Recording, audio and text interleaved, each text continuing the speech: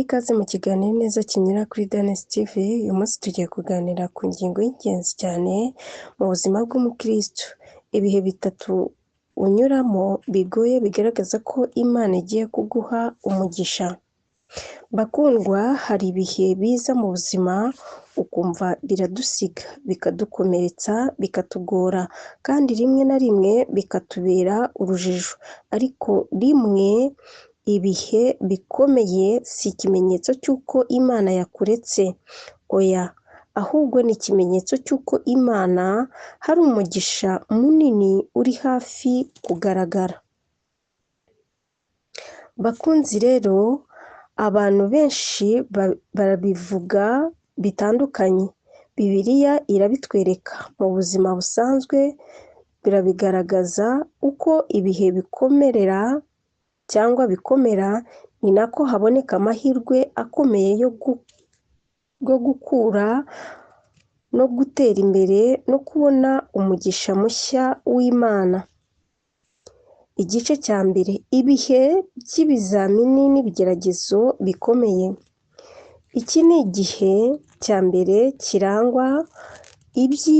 kirangwa n'ibi: iby'ibibazo biza bitunguranye, kubura amahoro mu mutima, kwiheba, kudasobanukirwa impamvu ibintu byose bigenda nabi.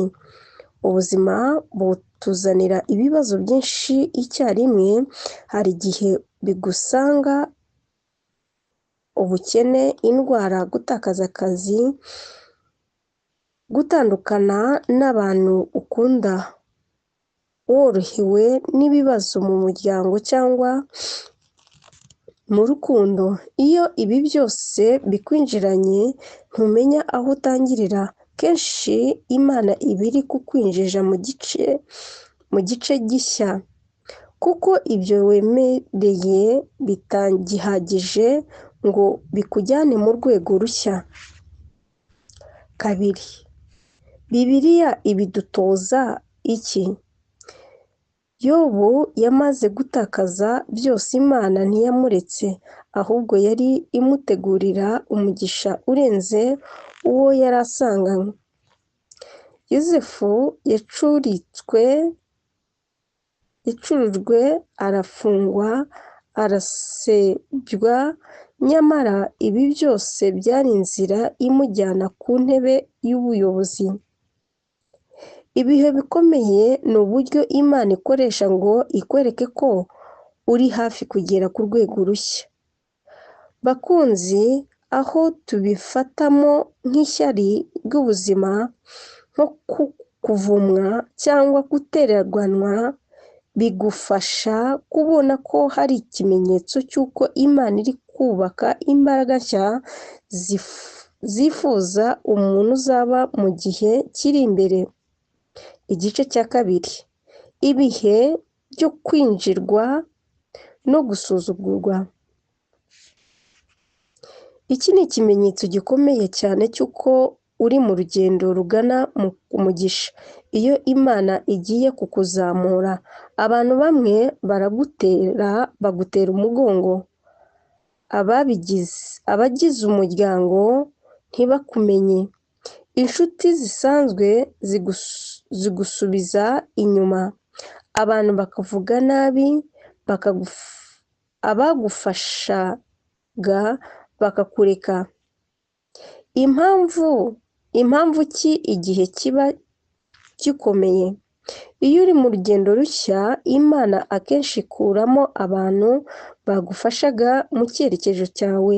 Nibwo rero usanga abantu basanzwe bakuba hafi, yewe batangiye kukuvaho. Ibi ntibiba biri ni ugutegura urubuga rw'umugisha. Abantu bagusuzugura kuko batareba icyerekezo cyawe cyangwa inzozi zawe. Bibaho kenshi ko abakuzengurutse batabona agaciro kawe, nyamara Imana ireba kure kurenza uko abantu babibona. Niyo mpamvu akenshi uzasanga abantu bakubaza bati, ese koko ibyo ukora bifite umumaro? Ese uzabishobora? Ese ni ngombwa guhagarara ku nzozi zawe no ku ndoto zawe? Aha uba uri mu bihe bigaragaza ko Imana igiye kukwimura mu rwego rwo hejuru. Bibiliya ibitwereka hehe? Dawidi yasuzuguwe na bene se n'abasirikare, ariko yari atandukanye. Imana yari yamuhisemo. Mose yigeze gusuzugurwa n'Abisirayeli bari bayobowe nawe, ariko Imana iramuhagararira. Yesu ubwe yasuzuguwe mu muryango we no mu gihugu cye. Iyo abantu bataguhaye agaciro, Imana iba iri kukuzamura ku rwego rutarimo abantu bose. Icya gatatu, ibihe byo kumva nta Mana iri kukumva. Iki ni igihe kitoroshye kurusha ibindi bibiri byo hejuru twasomye.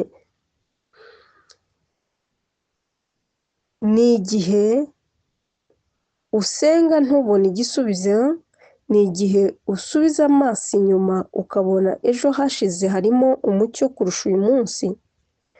Wumva ko nta cyerekezo ufite, wumva ko Imana yacecetse. Kimwe mu bimenyetso bikomeye by'uko Imana iri gukora muri wowe, Imana iraceceka cyane.